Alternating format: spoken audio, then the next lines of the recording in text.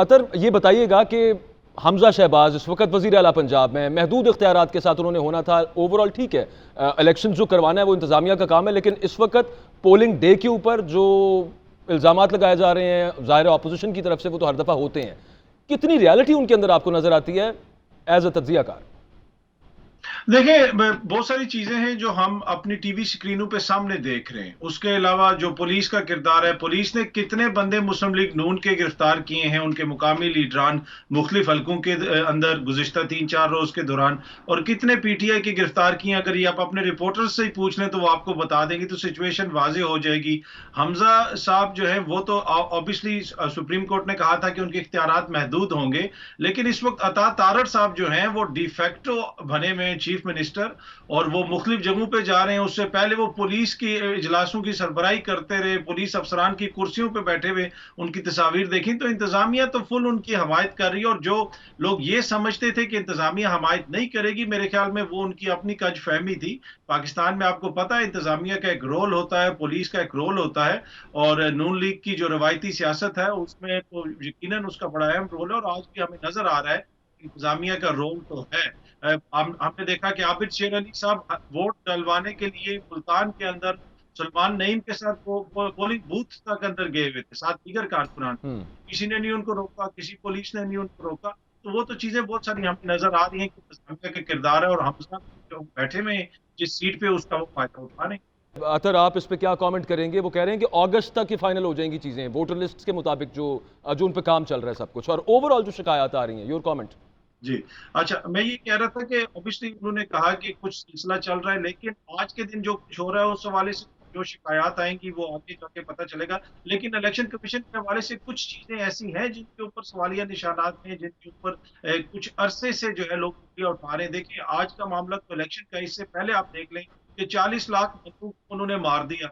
उस जब लाहौर हाईकोर्ट में पता चले तो उन्होंने कहा कि ऑपरेटर की गलती है, कि एक ऑपरेटर की गलती होती 10 बंदे 20 बंदे, वो कौन सा ऐसा 40 लाख बंदों को उस लिस्ट में डाल दिया। उससे पहले आप आ जाए या मखसूस नशिस्तें।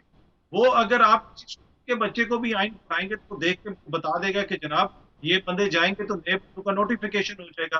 तो ये जो स्टेट के मुलाजिम हैं, जो इतने पढ़े लिखे लोग हैं और जो इतने मार्शल हैं, इनको नहीं पता चला कि हमको 5 बंदों को नोटिफिकेशन करना है और अदालत को बताना पड़ा। तो इलेक्शन कमीशन ने तो उसी दिन साबित कर दिया था कि वो इम्पार्शल नहीं है, और जो वफाक जो फैसला आया था उससे भी पता चला था। तो मेरे ख्याल में इलेक्शन कमीशन सीरियस सवालिया निशानात हैं, सीरियस उससे सवाल कोई निशान है। शक। अच्छा, चूंकि टाइम बिल्कुल बहुत थोड़ा कम रह गया, तो मैं जरा अजमा बुखारी साहब से एक सवाल पूछना चाह रहा हूँ। वो आप मैडम जो बात कर रही थी कि केपी से, गिलगित से, आज़ाद कश्मीर से लोग आ रहे हैं, अब ठीक है एफसी वाली जो आपने बात की वो अपनी जगह पे रही, या फिर अगर प्रॉपर प्रूफ हो कि मुसल्ला जत्थे हैं तो फिर तो कुछ किया जाए, वरना तो किसी के आने पर पाबंदी नहीं है पाकिस्तान के अंदर, किसी दूसरे सूबे का बंदा पंजाब क्यों नहीं आ सकता? जी बिल्कुल आ सकता है जी। अगर कोई पंजाब विजिट करने की नीयत से आ रहा है, पंजाब में तो किसी काम से आ रहा है, बिल्कुल आ सकता है। लेकिन अगर जो पुराना वतीरा है कि बैलेट बॉक्स चोरी करने आ रहा है, अमीन गंडापुर की तरह बैलेट बॉक्स लेके भागता हुआ, जो अपने हल्के में भागता रहा है, वो इस प्लान से आ रहा है। हमारे पास बिल्कुल वही क्रेडिबल इंफॉर्मेशन मौजूद थी मकबूल गुज्जर साहब के बारे में भी और अमीन गंडापुर साहब के बारे में भी, इसलिए इन दोनों को जो है वो इन पर पाबंदी लगाई गई। असद कैसर साहब इस वक्त भाई लाहौर में है, कासिम सूरी साहब पंजाब में है, सही। पूरा केपी पंजाब में है, खटक साहब पंजाब में है। सो हमें किसी के पंजाब में होने से एतराज नहीं है, ना हो सकता है।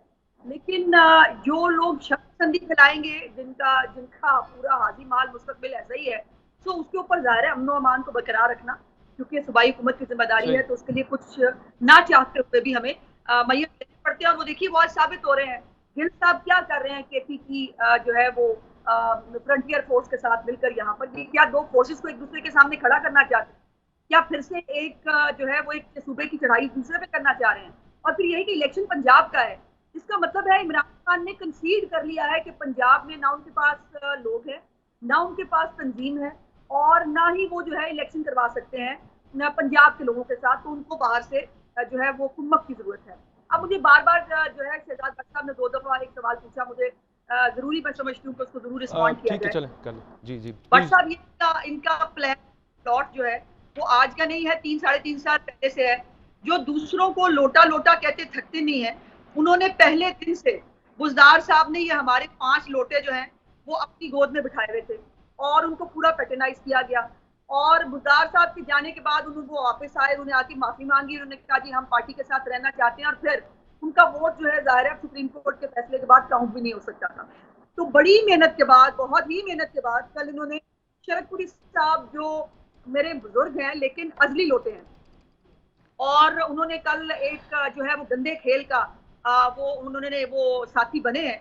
सो इंशाल्लाह उनके उनके हल्के में इलेक्शन लड़ेंगे जी, उनको बताएंगे कि वो क्या है और क्या उनको जो है वो, जब उन्हें इंडिपेंडेंट इलेक्शन लड़ा था 2013 के जो है एनए पे, तो उनको 444 वोट मिले थे भट्ट साहब, ये उनकी टोटल वर्थ है। वो वैसे और काफी ये अरसे से वो उस वक्त तो काफी अरसे से वो बुजदार साहब के साथ मुलाकातें कर रहे थे। इस पे भट्ट साहब रिस्पॉन्ड करेंगे। मैं एक छोटा सा आपसे मैं पहले क्वेश्चन किया तो मैं बात भी करने दीजिए, मुझे बात पूरी करने दीजिए। अच्छा चलें। तो इन्होंने बहुत कोशिश की हमारे उन्हीं 4 मेंबर्स को दोबारा जो है वो कांटेक्ट करने की, जिसमें रियासुद्दीन साहब भी थे, जिसमें अशरफ अंसारी भी थे, फैसल नियाजी साहब तो जाहिर है वो पहले ही जो है वो लोटा हो चुके थे। सो इन्होंने बहुत मेहनत के बाद एक लोटा जो है वो शरदपुरी साहब की शक्ल में जो है वो हासिल किया है, वो इनको मुबारक हो। हम अभी भी 175 हैं। चलें ठीक है। और एक्चुअली असल में टाइम असल में कम, पॉइंट आ गया भट्ट साहब के पास, उसको रिस्पॉन्ड करते हैं। मैं सिर्फ एक छोटा सवाल, वो जो पहले आपसे बात की थी कि मुख्तलिफ सूबों से जो लोग आ रहे हैं, कल अता तारड़ साहब ने एक वीडियो ट्विटर पे शेयर की थी, और वो अपेरेंटली वो एक टिकटॉक की वीडियो है। वो ताजी खोखर साहब के गार्ड्स हैं जिनको वो कह रहे थे कि ये मुसल्ला जत्थे वहां से आ रहे हैं। तो मैं सिर्फ अर्ज ये कर रहा था कि जब तक प्रॉपर शवाहिद मौजूद ना हो और सामने ना आ जाए चीज़, तब तक रोका तो नहीं जा सकता। पुल पे अगर आप कंटेनर लगा के बंद कर देंगे केपी से, यहाँ पंजाब में एंटर कोई ना हो आज, तो ये तो अगेंस्ट कॉन्स्टिट्यूशन बात नहीं है आपके ख्याल में? बाजवा साहब, आपको जो है ये कहाँ लिखा हुआ है और ये कहाँ टिकटॉकर्स हैं? वो कानून जो है वो कभी हाथ में नहीं लेते या ले नहीं सकते। आप लेकिन वो तो पीपल्स पार्टी के साहब, एक मिनट, अता तारड़ साहब वाई वजीर दाखिला है जी बिल्कुल, और उनके पास इंफॉर्मेशन जो है वो तमाम तर जो कानून नाफिज करने वाले इदारे हैं, मुख्तलिफ सीक्रेट एजेंसीज हैं, उनके थ्रू आती हैं। उनको पता चलता है कौन कहाँ किस तरह से कौन दाखिल हुआ, किसके पास जो है वो असला होने के शवाहिद है। तो प्यारे भाई, अभी वो टिकटॉकर्स ने वो आग भी लगाई थी अपने टिकटॉक के लिए जंगलों के अंदर। टिकटॉकर्स जो है वो बहुत सारे माशाल्लाह जो है वो मसाइल में शिकार होते हैं। चले यूं कर लेते हैं कि वो साथ साथ टिकटॉक बनाते हुए आ रहे हैं, यूं कर लेते हैं। चलें इसको, ठीक है। भट्ट साहब रिस्पॉन्ड कर दें जरा। उस्मान बुखारी साहब, आप एक सीजन पॉलिटिशियन हैं, टाइम असल में थोड़ा जरा जल्दी आप मुझे सिर्फ इतना बता दें कि 20 सीटें हैं ज़िमनी इंतखाबात की, कितनी सीटें मुस्लिम लीग नून लेके सामने आ रही है? और दूसरी बात, जो गुजरांवाले के आपके एक MP हैं अशरफ अंसारी साहब, हमारे ज़राए के मुताबिक वो भी चौधरी परवेज लाई साहब से राब्ते में, और तीसरा रिजाइन भी आ सकता है। आप दोनों सवालों को किस नज़र से देख रही हैं? मैंने असल में टाइम थोड़ा, मैडम चलें प्लीज ब्रीफली कर लीजिए, मैंने अतर भाई का कमेंट लेना है। अंसारी साहब के साथ हमारा भी राब्ता है, ये कोशिश कर रहे हैं अंसारी साहब को तोड़ने की, लेकिन उन्होंने इनके अभी तक किसी भी उसको हमायत नहीं की, पहली बात। दूसरी बात, जो ये दूसरा सवाल क्या था आपका भट्ट साहब? सॉरी मैं भूल गई। सीटें कितनी होगी उस्मान बुखारी साहब? हाँ, 20 में से मैं शेख चिली नहीं हूँ और शेख चिलियों वाली बातें नहीं करती, लेकिन मुझे उम्मीद है और मेरी दुआ है कि 20 की 20 सीटें हमारी हों, लेकिन अभी तक की इतलात के मुताबिक 17 सीटों पर आगे जा रहे हैं। ठीक हो गया। अच्छा अतर, आपकी वो जो पहले बात हो रही थी फ्री मूवमेंट के हवाले से, उस पर कमेंट कर दीजिएगा। और दूसरा ये, क्या मजीद इस्तीफे भी आ सकते हैं, जो कि अभी शहजाद हुसैन भट्ट साहब भी बात कर रहे हैं PMLN की तरफ से? सर देखिए, ऑब्वियसली जिस तरह भट्ट साहब ने भी बताया कि राब्ते में तो हैं, और परवेज लाई बैकडोर ये काम काफी दिनों से कर रहे हैं और काफी इसमें वो मुतहरिक हैं। पहले भी इस तरह की इतलात आती रही थी, और बल्कि एक दफा तो परवेज लाई साहब ने जिक्र भी किया कि अगर ये टास्क मुझे पहले दे दिया जाता, बुज़दार यहाँ पे ना होता, तो मैं नून लीग को इससे भी ज्यादा बड़ा नुकसान पहुंचाता सूबे के अंदर। तो इसमें तो कोई शक नहीं, वो अपना काम करते। जहां तक मूवमेंट का ताल्लुक है, ये बड़ा अनफॉर्चुनेट है जनाब। कोई मुकदमा हो, अगर अली अमीन गंडापुर के ऊपर उसने कहीं पे कोई फायरिंग की हो, कुछ किया हो, फिर तो ठीक है। लेकिन ये एक तरह से इसको जब आप सुबाइयत का रंग देते हैं, जब बिलावल साहब आए थे मांग मर्ज करके, पूरी सिंध की पुलिस साथ थी, उसको किसी को कोई मसला नहीं था। अभी भी लाहौर के अंदर जरदारी है और बिलावल हाउस है, आप बैरियर टाउन चले जाए, वहां पे आपको सिंध की पुलिस नजर आएगी, उसके ऊपर किसी को कोई तकलीफ नहीं। तो ये क्या मसला है? अगर पेशावर से कोई पुलिस साथ आ जाए, किसी की सरकारी तौर पे उसके साथ काट दें, तो उसमें कोई मसला नहीं होना चाहिए। इस तरह की चीजों से बदमज़गी फैलती है, और ये फेडरेशन के लिए कोई अच्छा साइन नहीं है कि आप जब इस तरह की सुबाइयत का मुजाहरा